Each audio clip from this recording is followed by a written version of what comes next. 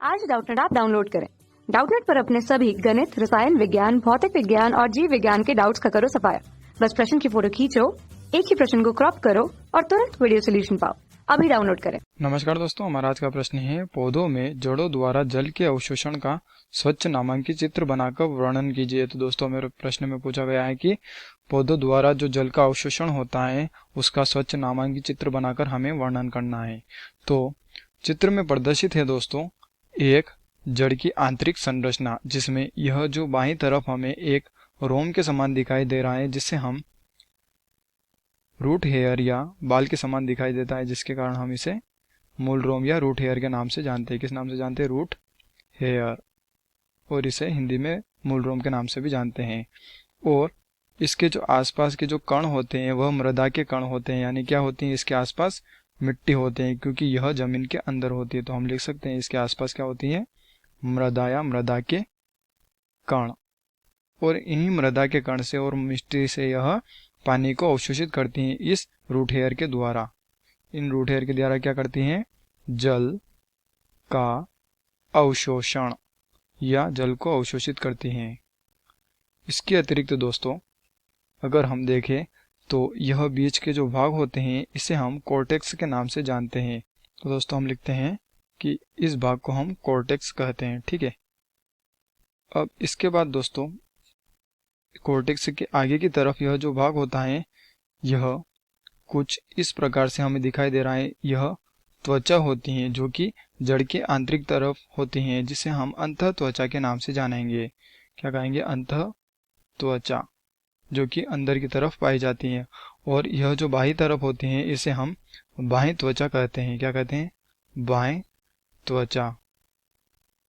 और इसके अतिरिक्त इस अंतः त्वचा के अंदर की जो यह लेयर होती है इसमें परिरंभ कोशिकाएं होती हैं, जिसे हम परिरंभ के नाम से भी जानते हैं। क्या कहते हैं? परिरंभ।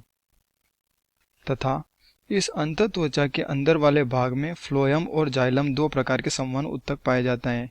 अगर जीवित कोशिकाओं से बना हुआ जो होता है उसे हम फ्लोएम ऊतक के नाम से जानेंगे, तथा जो मृत कोशिकाओं से मिलकर बनता है उसे हम निर्जीव संवहन ऊतक, या जिस प्रकार की हम यहाँ से देख सकते हैं दोस्तों, जो कि जल का परिवहन करता है, जिसे हम जाइलम संवहन ऊतक के नाम से जानेंगे। क्या कहेंगे? जाइलम। तो आइए दोस्तों कि इसमें देखते हैं कि जल का अवशोषण किस प्रकार से होता है।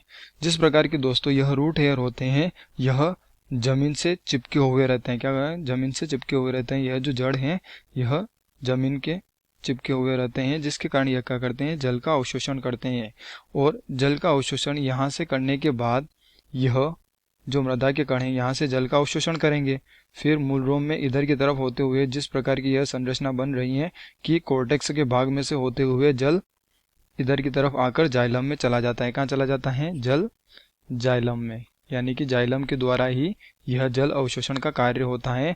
और इस पर एक प्रेशर लगता है जिसे हम मूलदाब के नाम से जानते हैं। तो दोस्तों, हम लिखते हैं कि जाइलम एक प्रकार का संवहन ऊतक होता है और इसे निर्जीव संवहन ऊतक के नाम से जानते हैं। और जाइलम की जो वाहिका होती हैं या इसके अतिरिक्त कुछ वाहिनियां होती हैं। क्या होती हैं? जाइलम की वाहिका और वाहिनियां। और इन्हीं वाहिनियों में से होकर यह खनिज लवण कुछ जो कि मृदा से और कुछ जल प्रवाहित करने का कार्य करती हैं पूरे पौधों में। और जड़ से यह अन्य भागों तक जल का परिवहन करती हैं। अन्य भाग यानी कि दोस्तों तना, पत्ती इत्यादि अन्य भाग तक जल पहुंचाने का कार्य करती हैं या जल पहुंचाती हैं। तो दोस्तों, इस प्रकार से या इस क्रियाविधि की सहायता से हम समझते हैं कि जल का अवशोषण जो होता है वह जड़ की मूल रोम के द्वारा होता है। किसके द्वारा होता है जल का अवशोषण? मूल रोम के द्वारा। और मूल रोम को हम रूट हेयर के नाम से भी जानते हैं। और इस प्रकार से होता हुआ जल जाइलम जो होता है वह जाइलम जल का परिवहन करता है और अन्य भागों तक पहुंचाता है। तो इसी प्रकार से जल का परिवहन होता है जाइलम ऊतक के द्वारा। तो धन्यवाद दोस्तों, आशा करता हूँ आपको यह उत्तर जरूर समझ में आया होगा। कक्षा 6 से 12वीं से लेकर नीट, IIT, JEE वो एडवांस के लेवल तक 1 करोड़ से ज्यादा छात्रों का भरोसा। आज ही डाउनलोड करें डाउटनेट ऐप या व्हाट्सएप करें अपने सारे डाउट्स 8400 400 400 पर।